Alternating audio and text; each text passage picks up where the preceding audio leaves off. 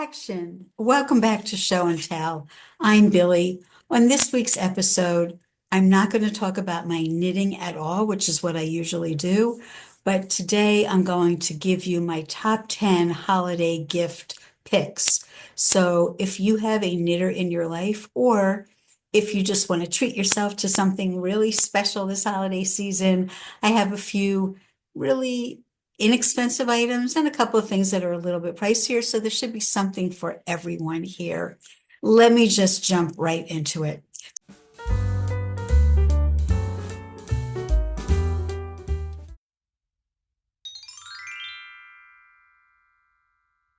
So first of all, anybody who's stashing a lot of wool or has a lot of sweaters in their house that are made from natural fibers, there's always a concern of the unmentionables destroying them.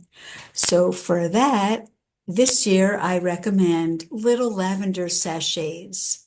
You just squeeze it and it releases that lavender scent that those critters don't like. It's lovely to us, but not so much to them.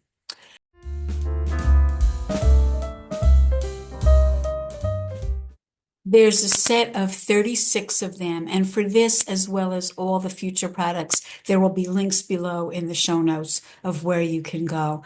I am an Amazon affiliate, so I will earn a very small pennies on things that you order, but just to have full disclosure. So set of 36, and they come in these little mesh bags. Now, I love these mesh bags so much so that I also store my projects in them. So in the number 2 slot, I'm proposing large mesh bags. I have my most recent cast on in here. So it's a long cable needle, circular needle, 2 small balls of yarn, and there's, as you can see, plenty of room to spare. These come even larger than this, but I wasn't able to find them. So you get a couple dozen of these for, I don't know, maybe $15 or so. And it's not only great for storing projects, but if you're giving your knits as gifts to other people, you could put that little baby sweater or the scarf, hat, whatever, in one of these and present it as a gift because it does come with these pretty little ribbons. Just to give you an idea of another project, so I have 2 cones of yarn nested in here, still also plenty of room to spare. I could fit a whole sweater in this if it's not a super bulky sweater.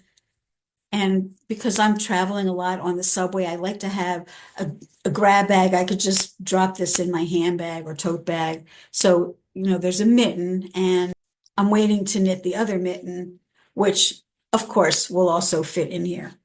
So that's just a couple of ideas of how I use them.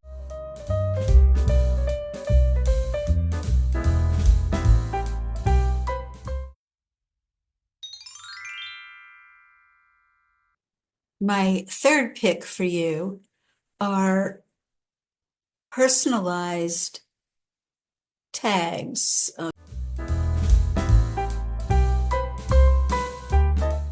Sew in or iron in tags. Mine has my name on it and New York, like a real fashion item would have. If you go to Saks Fifth Avenue, it might say Ralph Lauren, blah, blah.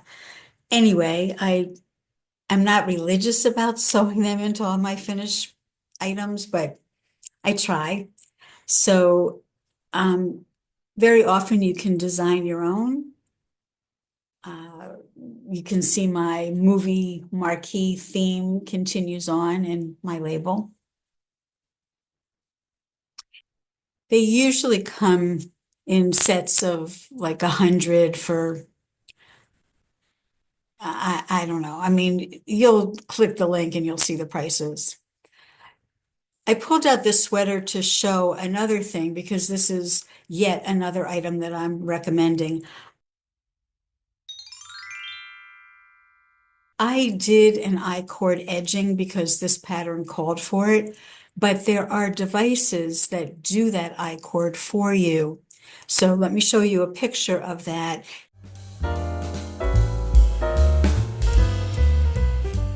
It's a little device with three prongs, and it just grabs the yarn, pulls it through three loops, and you just keep doing that, and it churns out I-cord for you. So it can really be a big time saver if you don't want to knit three stitches and pull your needle back and keep going around and around and around to make this kind of a trim. This particular jacket only has the I-cord around the collar. Actually, no, it goes down the front as well. So, if you had to do this and attach it, that's a lot of I-cord to make. But it does give a very nice finished edge. So you might consider using a piece of equipment to do that. The little picture that comes with it, I'll show you here. There are very clear instructions on how to do that.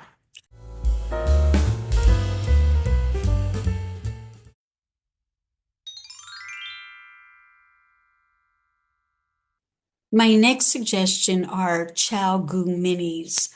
I don't have a set to show you. It's something eventually one day I might treat myself to. This is one of the bigger ticket items. It's a small set with different needle tips from size 0 to size 3 US and 3 different length cables. So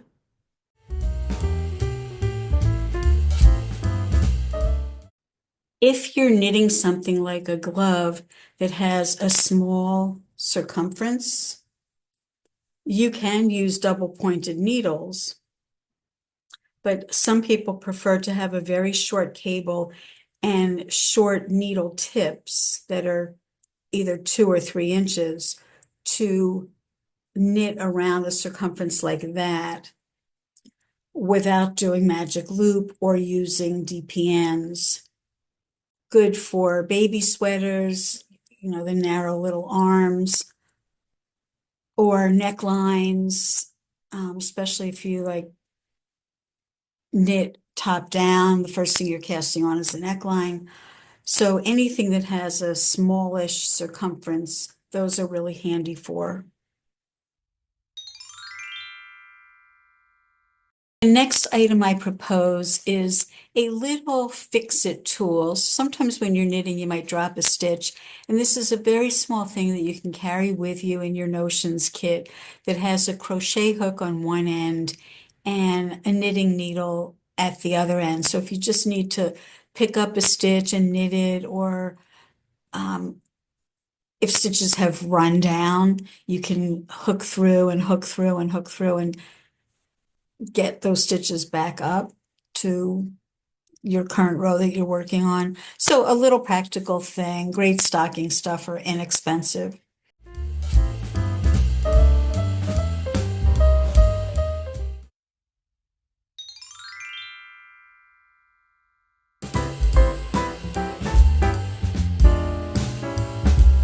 The next item is a row keeper.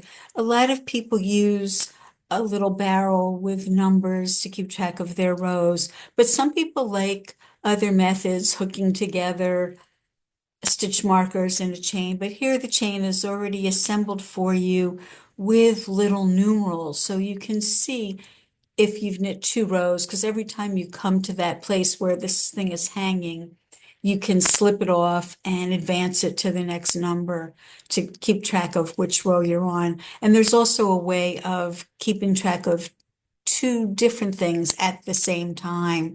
If you have to increase every 4 rows and decrease every 10th row, you'd be able to keep track of both with this adorable little device with the little sheep on the end of it.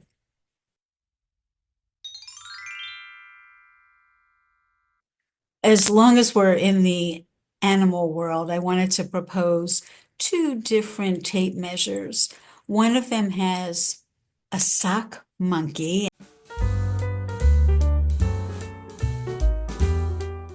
And if you've been following along with my regular program, you would know that come early January, I'm going to be kicking off a knit along for a sweater that reminds me so much of a sock monkey. I'll put a picture of the sweater here and a couple of sock monkey things. There will also be a link in the show notes with how you can register for that knit along. And there is a registration fee, so that fee could be covered as part of your holiday gift as well.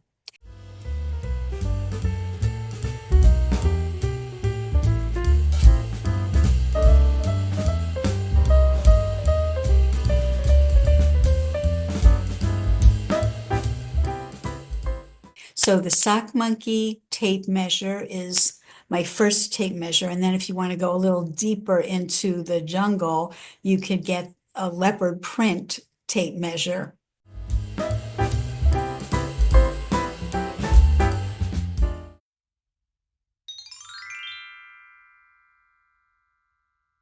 My last suggestion would be one or both of these books. So Patty Lyons, who's taught at Vogue Knitting Live, a lot of you have probably seen her at events in your neck of the woods. I know she was out there promoting her book when it first came out. She has, I think, 70 tips for various ways of doing things that make knitting a little bit easier for you. Some really unique things that you probably will not have seen elsewhere.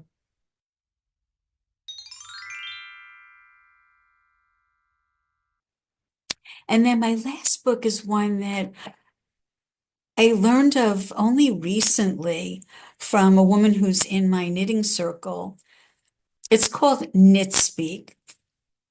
You would think that it would be great for new knitters to learn some of the language, like things like, what does K2TOG stand for, or PSSO. Things like that are covered in here. It is kind of like a dictionary, and it is organized alphabetically, like an old-fashioned encyclopedia would be, with like thumb tabs on the edge. Well, each letter of the alphabet is down the side of the page, and it's highlighted which letter you're in. So it's really easy if you want to skip to the S section. You can just, run down and find the S's very handily. I do have the digital copy on my screen. I'll show it to you in a minute. But I just wanted to say that it's not only for beginning knitters, because I'm certainly not what I would consider a beginning knitter. And yet I found that some of the explanations were spot on. There are even a few things that I had never heard of or seen. And they just word it in a very clear way. It's displayed beautifully, and it's really fine, small book. Okay, so before I leave you, let me try and show you a couple of pages from that. 1 second. Okay, so here, just to give you an idea of how the illustrations look, she's showing how to make a make one left and a make one right. I also wanted to show, if I'm able to. So here's another example. She shows what stockinette stitch looks like. And she shows what an SSK looks like, and here SSP, the converse of SSK. So that's it for 2024's holiday gift suggestions. If you still need more ideas, my suggestions from 2023 will be found in a link right up here. Those are also still things I can't say enough about. So I hope you enjoy shopping for either yourself or someone special in your life, and happy holidays to all of you and happy knitting. See you next time.